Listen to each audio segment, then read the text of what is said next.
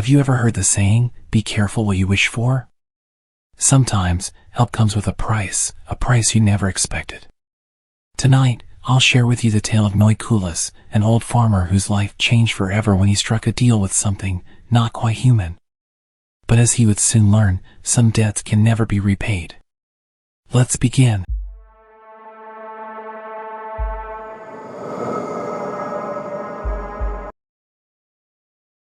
It was the planting season in Barangay Bato, and the sun burned fiercely in the sky. Farmers worked tirelessly, their hands caked with mud, their bodies weary but determined. Among them was Noy Kulas, a man hardened by years of toil. He lived alone in a modest bamboo hut, his wife long gone, his child having left for the city. His only companions were the fields he tended, fields that, lately, refused to thrive.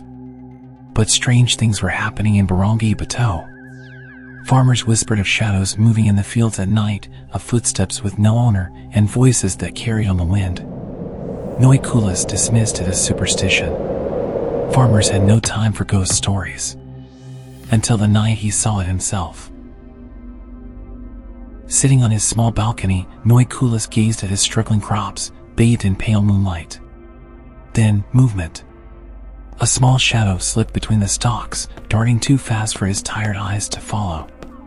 His heart pounded. He squinted, trying to make sense of it, but in a blink, it was gone. Must be exhaustion, he muttered. But when dawn came, something was different. His crops, once withering, stood taller and greener than they had in weeks. The soil was damp, but there had been no rain. A chill crept up his spine.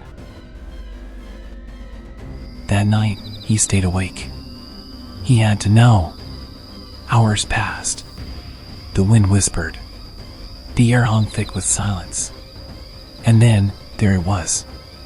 A small figure, moving between the crops with unnatural speed. Noy Kulas' breath caught. It was no child. It had wrinkled skin, a long white beard, and gleaming eyes that reflected the moonlight. A tattered red hat sat atop its head. A Dwende. Noy Kulas had heard the stories but never believed them. Now, one stood in his field. Helping. His voice was hoarse when he finally spoke. Hey, what are you doing in my field? The Dwende froze. Then, slowly, it turned to face him. And in a voice like rustling leaves, it spoke. I am helping. Your land is sick. You are weary. I can fix it. Noy Kulas felt his pulse quicken. Why? He asked cautiously. I never asked for help. The Dwende tilted its head. Not all help needs to be requested. Silence. Finally, Noy Kulas asked the one question that mattered. What do you want in return? A sharp-toothed smile spread across the Dwende's face. Respect. And food. Leave offerings at the edge of your field, and I will keep your crops healthy. Noy Kulas hesitated. But what harm could it do? He nodded. From that night on, Noy Kulas left offerings, rice, fruit, and a little water. And true to its word, the Dwende returned each night, whispering to the soil, coaxing life from the earth. His fields flourished beyond belief. The villagers noticed. Some whispered with admiration. Some whispered with fear. But Noy Kulas was growing uneasy. At night, he heard laughter. Not one voice. Many.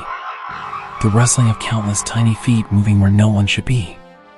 Shadows shifting at the edges of his vision, vanishing the moment he turned. One night, as he peered from his window, he saw them. Not one Dwende. Dozens. Glowing eyes peered at him from the fields. Watching. Waiting. The next evening, the original Dwende returned. It stood on his balcony, looking at him with something different in its gaze. You have done well, it said. You honored our bargain. Noy Kulas frowned. You have helped me, but why? What do you gain from this? The Dwende's eyes darkened. There is balance in all things. A shiver ran through Noy Kulas. What do you mean? The Dwende's voice lowered. When your people cut the trees and built these fields, you disturbed what should not have been disturbed. My kin and I lost our homes. We owe you our care, but every debt must be repaid. A sinking feeling twisted in Noy Kulas' gut. What price must I pay? The Dwende's grin widened. You will find out soon enough. Harvest season came. Noy Kulas' crops were more abundant than ever. The villagers stared in awe. But Noy Kulas felt something else. A presence.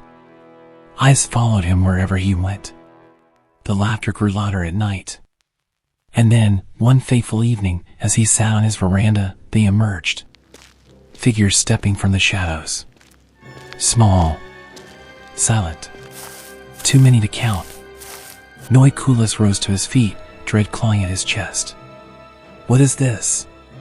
The Dwende stepped forward, smiling, but it was no longer friendly. The debt is paid, it said. But there is more. Panic surged through Noy Kulas.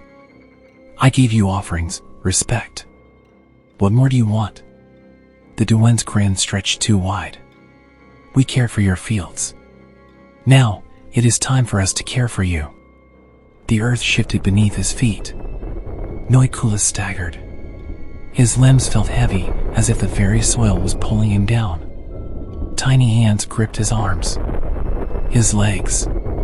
He struggled. Let me go. But the Dwendes only laughed. The original Dwende whispered. We kept our promise. Now, it is your turn. The ground swallowed him whole. The last thing he heard was their laughter. Some debts can never be repaid. And some help comes with a price.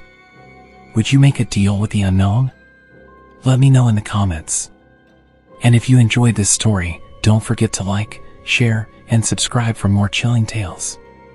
Until next time, stay curious, but beware of what lurks in the dark.